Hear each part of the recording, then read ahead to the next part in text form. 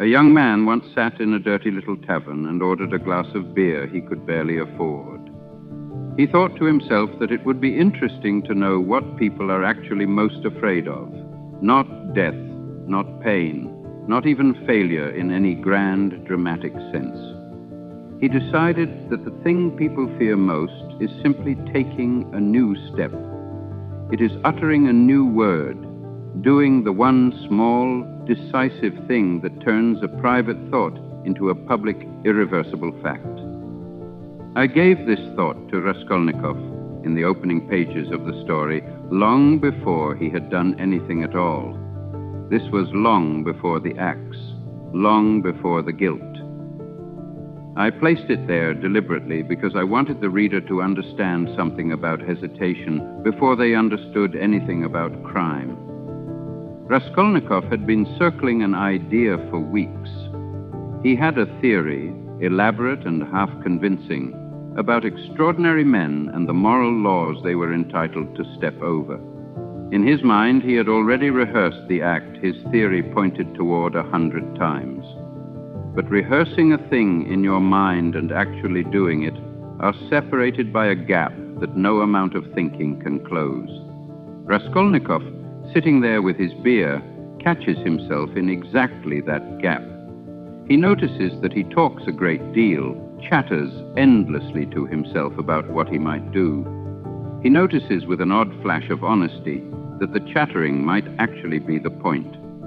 He wonders whether he talks because he does nothing, or whether he does nothing because he talks, and either way, the pattern is the same. Words are safe. They can be revised, softened, taken back inside the privacy of your own head. A step, once taken, cannot be untaken, and it is this specific, narrow moment, the threshold between thinking and doing, that Raskolnikov identifies as the true site of human cowardice. I want you to sit with how strange it is that a man on the verge of committing murder is, at this exact moment, describing something so ordinary. The paralysis he is describing is not really about murder at all. It is about the mechanism underneath every significant choice a person ever makes, the quiet, invisible resistance that rises up the instant an idea threatens to leave the safety of your own mind and become real. Think about how differently people behave inside their imagination compared to how they behave in the actual world. Inside your own head, you can quit the job, end the relationship, say the difficult thing, start the business, leave the city. You can change the entire shape of your life, and you can do it flawlessly with perfect timing and perfect courage because none of it costs anything yet. It is only theater performed for an audience of one. You can rehearse the conversation where you finally tell someone the truth a dozen different ways, choosing each time the version where you sound wise or brave or entirely justified. Every one of those imagined versions ends exactly as you want it to because you are both the author and the only audience, and an audience of one can always be persuaded. The moment you have to actually stand in front of another person and say the words out loud, something changes completely. Suddenly there are consequences. Suddenly there is a version of you that other people can see failing or succeeding or simply existing in a new and unfamiliar shape. And that exposure is a different kind of danger than anything your imagination ever had to reckon with. This is why so many people can describe in extraordinary detail exactly what they would do if they were braver, and why so few of them actually do it. The imagining costs nothing. The doing costs everything, or at least it feels that way in the moment, just before you do it. That feeling is powerful enough to keep a person circling the same unmade decision for years, sometimes for an entire lifetime, telling themselves all the while that they are simply waiting for better conditions when the conditions were never actually the obstacle. Raskolnikov calls this cowardice, and I think he is largely right. But I want to add something to his diagnosis, because I do not think the fear is really about weakness of character in the way he assumes. I think it is about the specific vertiginous nature of a threshold. Before you take the new step, you still contain every possible version of yourself.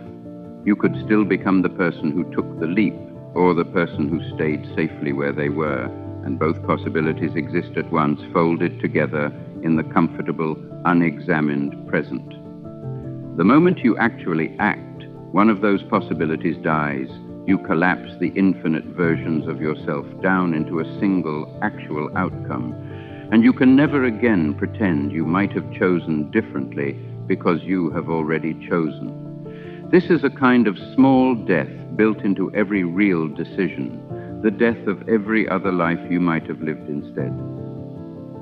I think this, more than any fear of failure or judgment, is what actually paralyzes people at the threshold.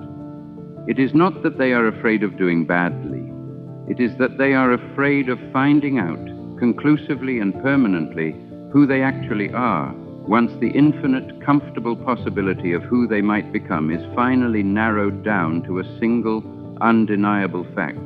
There is a particular kind of person who has spent years being described, by themselves and by others, as full of potential, and that word, potential, is a comfortable word precisely because it has not yet been tested against reality. The moment they act, the potential either becomes something concrete or it does not. Either way, the word potential no longer applies, and something about that permanent loss of possibility is harder to bear than almost any actual failure would be. Raskolnikov himself in that tavern is doing exactly what he describes other people doing. He chatters, he theorizes, he tells himself his hesitation is simply him weighing the seriousness of the matter, when in fact the seriousness of the matter is precisely what makes him keep deferring it. As long as the plan lives only in his head, he still gets to be a man capable of anything, a man whose greatness has simply not yet been tested. The instant he acts, he becomes only what the act reveals him to be, no more, no less, and that permanent narrowing is more frightening to him in that unguarded moment in the tavern than the murder itself. I think about how many people are living inside this exact tavern scene indefinitely without ever fully realizing it. They are circling some version of a threshold they have decided not to cross, not because they lack the ability, but because crossing it would collapse every comfortable possibility they have been quietly living inside. There is the person who has wanted for years to leave a career that no longer means anything to them, but keeps finding reasons the timing is not quite right. There is the person who has loved someone for a long time without ever saying so, because as long as the words stay unspoken, the relationship remains a story that could still turn out any way at all, rather than a fact that has been tested and possibly rejected. There is the person who has an idea, a real one, worth building, and who keeps refining it privately, endlessly, because a plan that is still being perfected can never actually fail, while a plan that has been released into the world absolutely can. Every one of these people is doing exactly what Raskolnikov did in that tavern, mistaking the endless refinement of a private thought for meaningful progress. The refining has become its own form of paralysis, a comfortable substitute for the one thing that would actually move anything forward. There is a strange comfort in staying forever on the near side of a threshold, because the near side asks nothing definitive of you. You can always say, if pressed, that you are still preparing, still waiting for the right moment, still gathering what you need before you finally act, and each of these explanations sounds reasonable enough that you rarely have to examine whether it is actually true. I do not think the answer to this is recklessness. Raskolnikov's actual step when he finally took it was catastrophic, and I'm not holding him up as a model of decisive action to be admired. I'm holding up the diagnosis, not the outcome, because I think he identified something true about human beings even while proving through his own life that identifying a truth and knowing what to do with it are two entirely different achievements. The fear he describes is real, and it is nearly universal, and understanding it does not make it disappear, but understanding it does at least let you see clearly what is actually happening when you find yourself circling a decision for the 10th or the 100th time, still chattering, still refining, still safely unfinished. You are not weighing the decision anymore. You are avoiding the specific narrow terror of becoming only one thing instead of everything you might have been. The only way through that terror, the only way any of my characters ever actually found their way through it, was to take the step anyway, imperfectly, without the certainty they were waiting for, because certainty was never actually coming. It was never going to arrive before the step.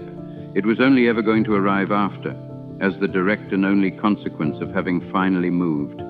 I think this is the quiet, unglamorous truth hiding underneath one of the most famous lines I ever wrote. Cowardice does not always look like running away. Sometimes it looks exactly like patience, exactly like preparation, exactly like a reasonable person simply waiting for the right moment. The tragedy is that the right moment, defined that way, almost never actually arrives because it was never a moment you were waiting for at all. It was a version of yourself you were avoiding becoming.